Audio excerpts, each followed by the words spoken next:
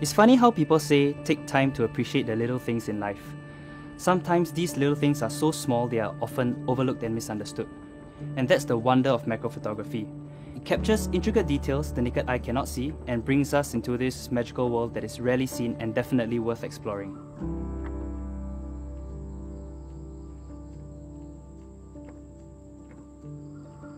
I'm Lenz Lim and welcome to my world of macro photography.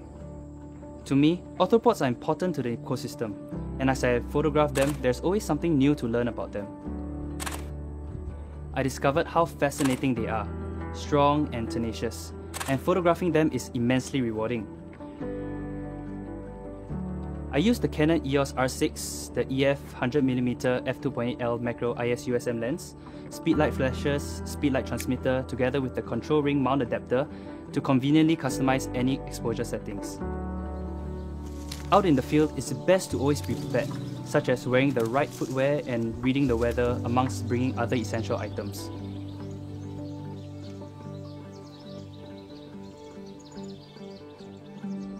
The EOS R6 is built solid and has the ergonomic elements that make it adaptable for most DSLR users. So the fact that my EF 100mm macro lens works seamlessly with the EOS R system without any loss in image quality and performance is simply incredible. The EOS R6 20MP full-frame sensor is a solid performer.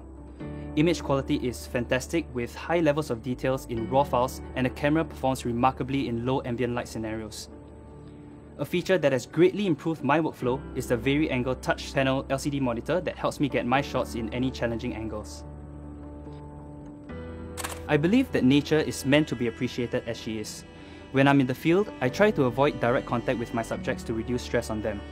Having a smooth workflow, perfecting my techniques, and laying down the right foundation is important. Macro photography can get technical, but camera settings are fairly standard.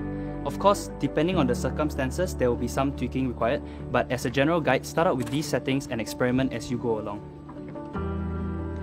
For ISO, I set it at 100 to get the cleanest images since most of my shots are illuminated by flash. To minimize any motion blur, the general rule of thumb guarding shutter speeds is to match your minimum shutter speed with the focal length of your lens. And as I deal with magnified vibrations, I set it from 1/125 to 1/250 depending on the circumstances. Macro lenses produce thin depths of field, so you have to narrow your aperture to get more in focus.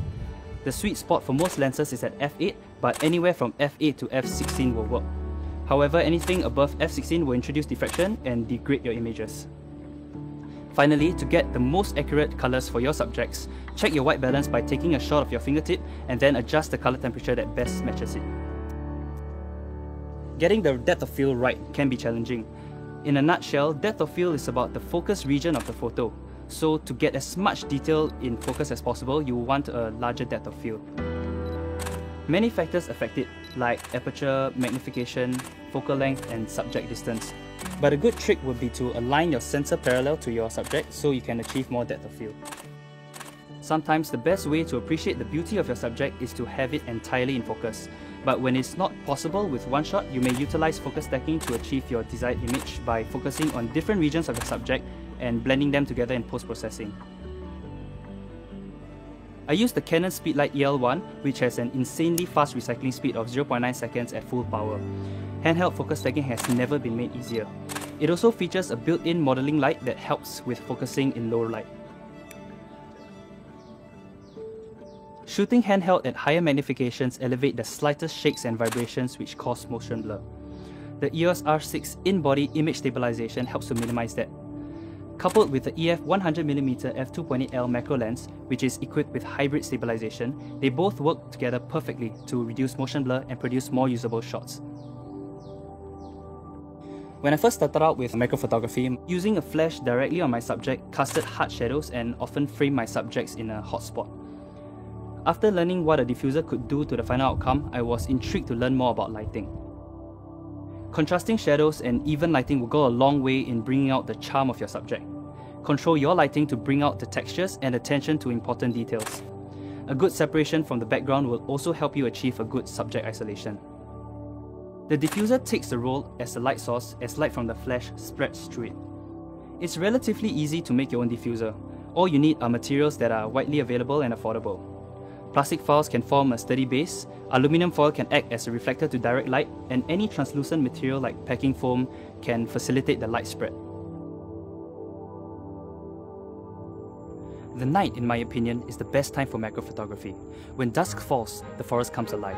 Nocturnal creatures are usually more docile and less jittery, which makes them ideal subjects. Many people wonder if finding something interesting to shoot is by pure luck. Well, there are tips to increase your chances. By holding my torchlight at eye level, any reflected lights are likely eye shine from subjects, like spiders or even mammals. Another tip is to shine your light from the underside of leaves and spot for the silhouette of unsuspecting creatures. Shooting at night poses certain challenges. Focusing is definitely one of them. It is good to know that the EOS R6 EVF has literally no lag, and approximately 3.69 million dots resolution makes a huge difference when I need precise manual focusing. At night, it is always great to experiment with different lighting techniques. Subjects that have translucent or shiny bodies may require a bit of lighting creativity to show off their beauty. Using two articulating arms to mount the Canon Speedlight 430EX3 RT flashes and the SCE3 RT wireless transmitter on the hot shoe, I can easily detach either flash and reposition them to highlight intricate details with backlighting. This radio-controlled setup gives me a lot of flexibility to work around complicated settings or obstacles.